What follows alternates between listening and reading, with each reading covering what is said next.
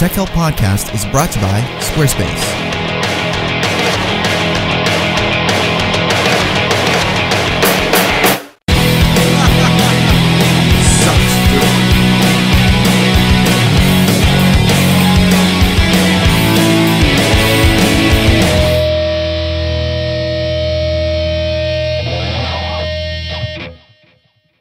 Hello and welcome to episode 27 of the Tech Help Podcast. I'm Brandon. I'm Ricardo. And I'm Alex Tretrop. And today, we're going to be talking about what happened at CES, and Ricardo has a case of CES. You're feeling crappy, aren't you, Ricardo? A little bit of the sniffles, yep. I think I caught something while I was over there. Going beside that fact, what really stood out at you at CES this year? 3D TV. That was the big thing. Like shoving it down your throats. That was pushed down our throats. Every big name had some display of 3D TV. Panasonic, Samsung, Sony. It was the big thing. That's what stood out. Now, I heard that Panasonic was the only company that was announcing release dates. Is that true, or was there any other companies that were announcing release dates? I didn't hear any specifics on really? any release dates on any other companies. I heard about Panasonic being the only one that was going to release anything, so other than that, that's all I know about the 3D TV. But anything else that stood out? I heard e-readers were a big thing. E-readers were a big thing. There also was the Edge, dude, I can't remember the name. The Edge... Dude, I am blanking out. Entourage. That's what it is. Entourage Edge. That's what it was. It's I like hate the way they spell that, by the way. E-reader notebook tablet thing all in one. It's pretty cool. Everyone was like going nuts over it. I think it got like best in show or something like that. It sounded cool. Like it was neat because it was like it opened up and whatever. Wasn't it like a color screen on one side and an e-ink screen on the other side? Yeah, so one side has color, the other one doesn't, since it uses e-ink. That's cool. So it kind of sucks in that sort of way, but I don't know. It seemed kind of clunky to me. I don't know. And Alex, what stood out for you, like covering some of the different stuff around the net of what was happening at CES, some of the gaming stuff? Well, at the Microsoft keynote, Microsoft announced the game room, which is like a little avatar where your avatars can hang out and play like all these old retro games. Like they're saying it's about over 1,000, and it's going to be like for about 240 to 400 Microsoft points if you want to own them, or you can play them for about 40, which is like about 50 cents. So that's you can awesome. hang around with your friends and play their games if you feel like it, or I think it really revolves around making your own arcade, like having like a virtual room with like actual arcade machines in them where you go around and you play games. Is that what it's all about, or? Yeah, or you could just mooch off your other friends and play for free. On that point, real quick, that reminds me of what the first thing I thought about it when I saw it is that, dude, this is like PSN's home. You know, PS3's home thing, so, got your own room, got your arcades, because in PS3 home, you could do that. You could play your own little, like, arcade things, so mini games. This is where we get into the argument where it's the whole Facebook-Twitter argument. Facebook is this hugely robust environment, social network thing, and Twitter is this little stripped-down, bare-bones little thing. I think it shows real contrast in between these two type of products is where PSN's home is like this huge, robust environment where you can like rotate the furniture in your house like exactly. You can have like all these TVs playing different things. It's ridiculous. Yeah. And the problem is it has no substance. That's the thing. And the game room is nothing but substance. Yeah, it'll take off because it's on one simple thing like Twitter is, getting things across to your friends. It's about one simple thing, integrating with the PC and the Xbox at the same time, and like doing some one thing really well. And I think that's what we're seeing a lot happening in the tech industry these days is them doing one thing really well.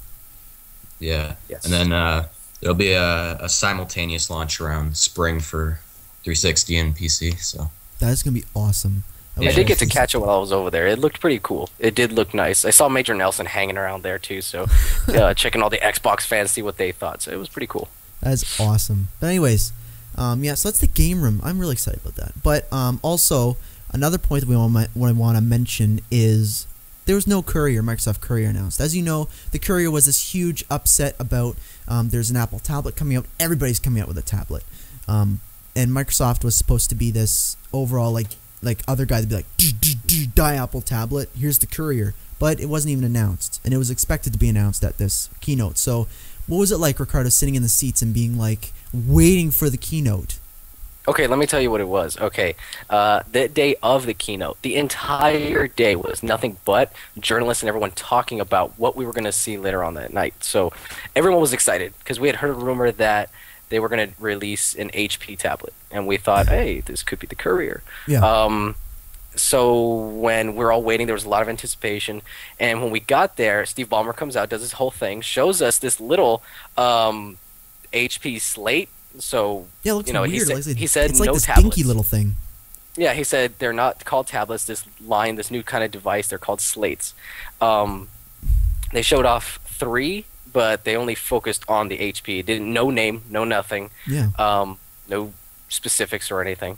But what was crazy for everyone was that after that, Robbie Bach comes on, does the whole Xbox thing, and then he closes out the show. Steve Ballmer never came out.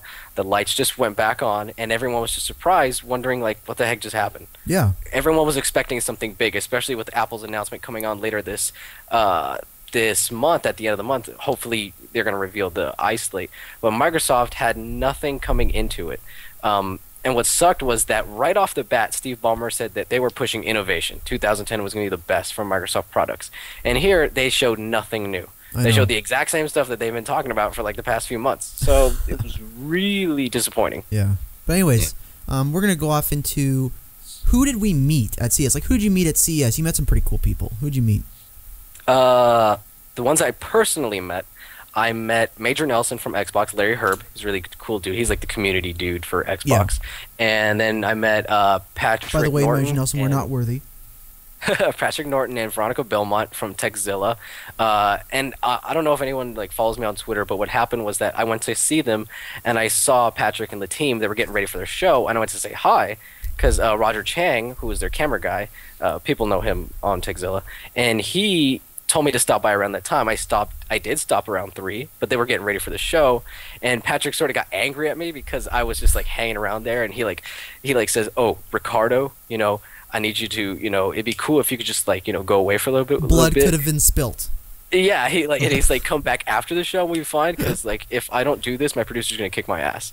And I was like, okay, and I walked off slowly, and then I tweeted, "Oh, I think Patrick Norton was just about to kill me." Yeah, I remember that tweet. Yeah. That is hilarious. But so I did see some other people. I did meet Jeff Keighley from Spike TV. He also does Game Trailers TV. He was a really cool dude. Yeah. I saw LeVar Burton of Ring, Rainbow, and Star Trek lore. And I saw Leo Laporte doing his This Week in Tech thing. He was on live, so obviously you couldn't meet him. And trying to think someone else. I saw Stan Lee from afar. There was a big line to meet him. It was like 500 people in line. So I was like, you know what? I'll pass on that. Now we're going to get into the last segment of the show, our favorite gadgets of CES. So, Ricardo, quickly, 30 seconds, what was your favorite gadget and why? I'm going to say it had to be the Hi-Ear netbook/tablet. By the way, it was really cool. name. Has a 10.1-inch screen. It rotates around. You can fold it up like a book, and you got a tablet. Only problem is it's got a little virtual keyboard. Like, it looks like an old-school Windows 98 keyboard, and it looks horrible. So I'm hoping they do some applications for that. It has like 250 gigs of storage on there, up to 2 gigs of RAM, and it's supposed to debut sometime later this year at less than 450. I think it's at 429. So that's pretty awesome. It's amazing. Alex, what was your favorite gadget or gizmo or application that came out at CES 2010? Well, for me, since I use the PC a lot, right, and I'm a big gamer on the PC, Razer makes some pretty amazing stuff, right? So they just announced like a partnership with Valve and another company, Six Sense, to make a motion controller for the PC. So basically, it's one-to-one motion sensing that uses electromagnetic fields to track precise movements along all 6 axes, and apparently it's super precise. And there's a video on the site showing Left 4 Dead 2 being played with this motion controller. So that's it for this week's episode of Tech Help, and be sure to check out more Tech Help at techhelp.com/podcast. We should like totally fist bump into the screen.